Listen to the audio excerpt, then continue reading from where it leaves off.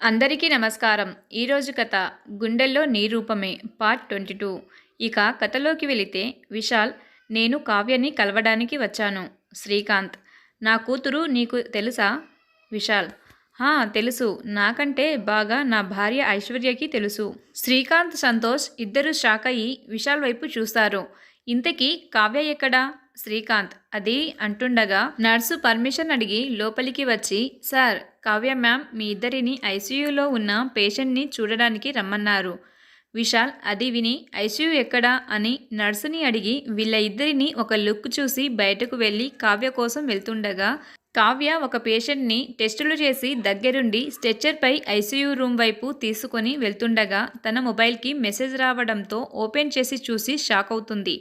అది శ్రీకాంత్ పంపిన మెసేజ్. కావ్య, నీ దగ్గరకు విశాల్ వస్తున్నాడు, జాగ్రత్త అని. కావ్య మొబైల్లో మెసేజ్ చదివి స్ట్రెచ్చర్పై ఉన్న పేషెంట్ని చూసి కంగారుగా ఆ పేషెంట్ ముఖం కప్పేస్తుంది. అంతలో విశాల్ కావ్యకి ఎదురుగా వస్తాడు. కావ్య విశాల్ని చూసి నవ్వుతూ ఉంటే విశాల్ కావ్యకి దగ్గరగా ఒక్కో అడుగు ముందుకు వేస్తూ ఉంటే విశాల్ గుండె గట్టిగా కొట్టుకుంటుంది. కావ్య, హాయ్ విశాల్ గారు. వాట్, ఏం సర్ప్రైజ్, మీరేంటి ఇక్కడ? విశాల్, నిన్ను కలవడానికే వచ్చాను కావ్య.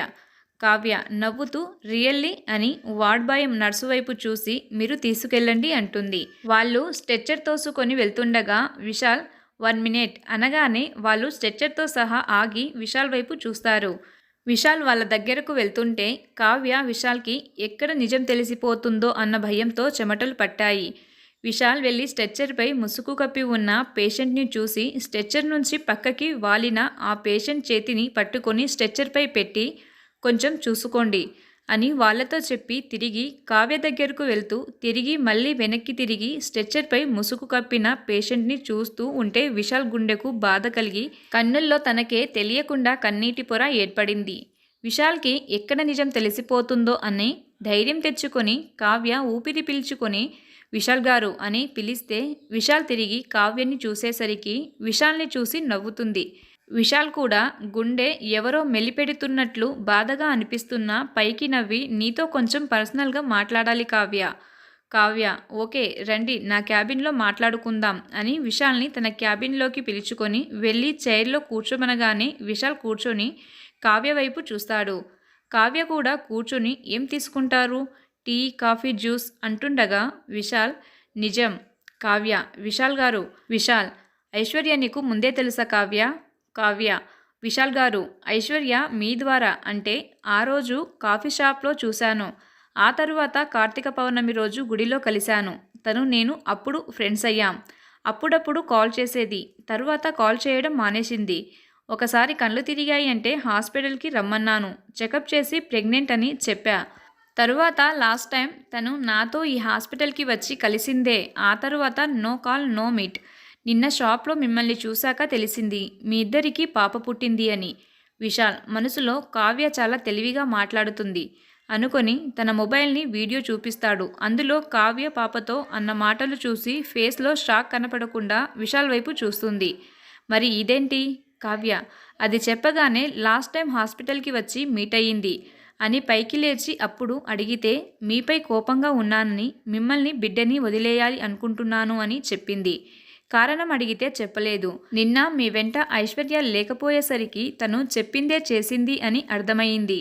అందుకే పాపతో అలా మాట్లాడాను. తల్లి లేని పిల్లల పరిస్థితి ఏంటో నాకు బాగా తెలుసు.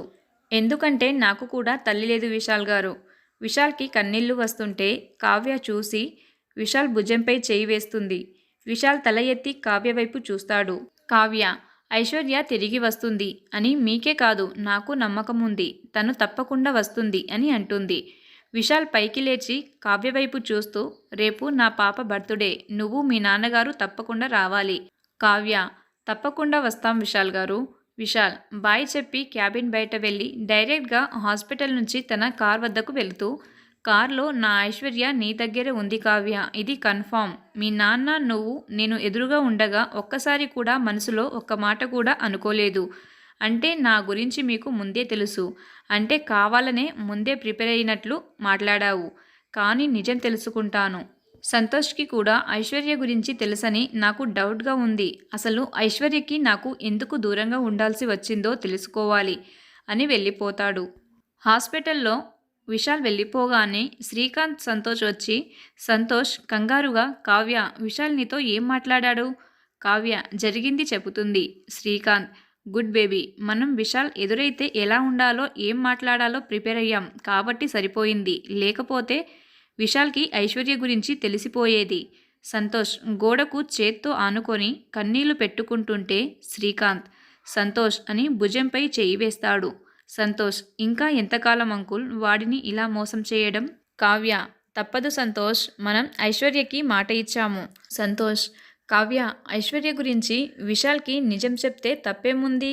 శ్రీకాంత్ కోపంగా సంతోష్ నువ్వు మరిచిపోతున్నావా ఐశ్వర్య ఎలాంటి పరిస్థితుల్లో ఉందో?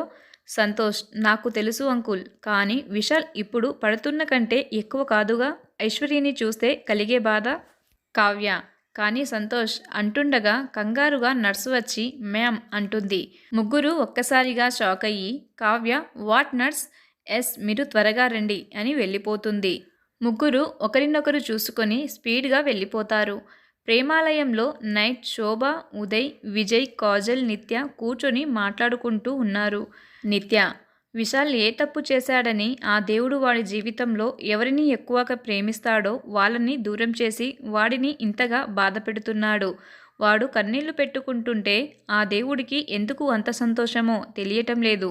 మనిషికి కష్టాలు ఇవ్వడం తప్పు కాదు, కానీ సొల్యూషన్ లేని ప్రాబ్లమ్స్ ఇస్తే ఎలా? ఉదయ్ అంటే మీరు అనేది? శోభ అమ్మ ఏమంటుంది అంటే ఆ రాక్షసి వాణ్ణి కాదని వెళ్ళిపోయింది, కానీ విశాల్ దాన్నే తలుచుకుంటూ బాధపడుతున్నాడు. అమలుని మర్చిపోయి మరో అమ్మాయిని తన లైఫ్లోకి రానివ్వడు, అది జరగని పని కూడా. నిత్య నువ్వు చెప్పింది నిజం శోభ, ప్రపంచం తలకిందులు అయినా వాడు మరో పెళ్లి చేసుకోడు. విజయ్ అలా అని ఎలా ఫిక్స్ అవుతాం అత్తయ్య, ఒకసారి అడిగి చూస్తే తెలుస్తుంది కదా. కాజల్ మీరంతా ఏం మాట్లాడుతున్నారు? విశాల్కి మళ్ళీ పెళ్లి చేస్తే ఐశ్వర్య లైఫ్ నాశనం అయిపోదా? శోభ విశాల్ వల్ల ఐశ్వర్య జీవితం కాదు, ఐశ్వర్య వల్ల విశాల్ జీవితం నాశనం అయిపోయింది. అందుకే విశాల్తో ఇప్పటికైనా తనకి మళ్ళీ పెళ్లి చేసుకోమని చెప్పాలి, లేకపోతే విశాల్ జీవితాంతం ఇలా ఒంటరిగా ఉండిపోతాడు. ఉదయ్ వైపు చూసి ఏమంటారండి? ఉదయ్ అవును అని మనసులో, నువ్వు విశాల్ కోసం ఇంత తేలిగ్గా నిర్ణయాలు తీసుకుంటున్నావు, కానీ నా అమ్ము జీవితం, తన విషయంలో నేను తొందరపడి ఏం చెప్పలేను. అది నా కూతురే కావచ్చు, కానీ దానిది నా మనస్తత్వం కాదు. తన స్వార్థం తను చూసుకోదు. నా అమ్ము బంగారం, ఎప్పటికీ తప్పు చేయదు అనుకుంటాడు. శోభ అత్తయ్య మీరే విశాల్తో మాట్లాడండి. అక్కడికి వచ్చిన వాళ్ళ మాటలు వింటున్న మోహన్, సంతోష్ విశాల్ వైపు చూస్తారు. అంతలో అక్కడికి అశ్విని, అద్విక, రాజు, మాయ కూడా వస్తారు. నిత్య విశాల్ మళ్ళీ పెళ్లి చేసుకోమంటే ఒప్పుకుంటాడా? విశాల్ ఒక మాదిరిగా గట్టిగా నాకు ఓకేనాని అంటాడు. పెద్దవాళ్ళంతా విశాల్ మాటకు వెనక్కి చూసి లేచి నిలబెడతారు. మోహన్, సంతోష్ షాక్ అవుతారు. నిత్య నాన్న విశాల్ విశాల్ నేను మళ్ళీ పెళ్లి చేసుకుంటాను నాని అంటాడు.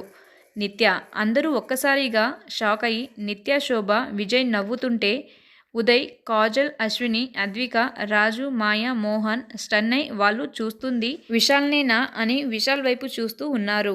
ఇంకా సంతోష్కి ఫీజులు ఎగిరిపోయాయి. విశాల్ వెళ్ళి అశ్విని చేతిలో పాపని తీసుకొని నాకు భార్య అవసరం కంటే నా బిడ్డకు తల్లి అవసరం ఉంది అని కన్ఫ్యూజ్గా ఫేస్ పెట్టిన సంతోష్ని చూస్తూ, సో నేను పెళ్లి చేసుకుంటాను అని పాపని తీసుకొని తన రూమ్కి వెళ్ళిపోతాడు.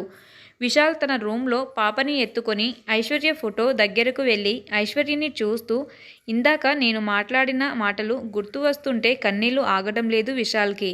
ఎందుకే రాక్షసి నాకు ఇలాంటి పరిస్థితి తీసుకువచ్చావు? ఎక్కడ ఉన్నావో తెలియదు, ఎలా ఉన్నావో తెలియదు, ఎప్పుడు వస్తావో తెలియదు. ఎందుకు ఇలా నన్ను బాధ పెడుతున్నావు? దీనికి బదులు నన్ను చంపేయొచ్చుగా అని బాధపడుతూ ఉంటాడు. ఎస్ఎస్ హాస్పిటల్లో ఐసీయూలో బెడ్పై ఆక్సిజన్ మాస్క్తో చేతికి సిరంజులతో చలనం ఉన్నా లేనట్టే పడుకొని ఉన్న ఐశ్వర్యని చూస్తూ పక్కనే ఉన్న కావ్య కన్నీళ్లు పెట్టుకుంటుంది. ఆనంది చేయి పట్టుకొని ఏడుస్తుంది. తర్వాత ఏం జరుగుతుందో ఈ కథలోని మిగతా భాగాన్ని నెక్స్ట్ ఎపిసోడ్లో చూద్దాం. అందరి మనసుకు నచ్చే అద్భుతమైన కథ. Please subscribe my channel. Video నచ్చితే లైక్ చేసి షేర్ చేయండి. నా ఛానల్ని సపోర్ట్ చేస్తున్న మీ అందరికీ పేరు పేరున ధన్యవాదాలు. ఇలాగే నన్ను ఆదరిస్తూ ఉండాలని కోరుకుంటున్నాను. Thanks for watching.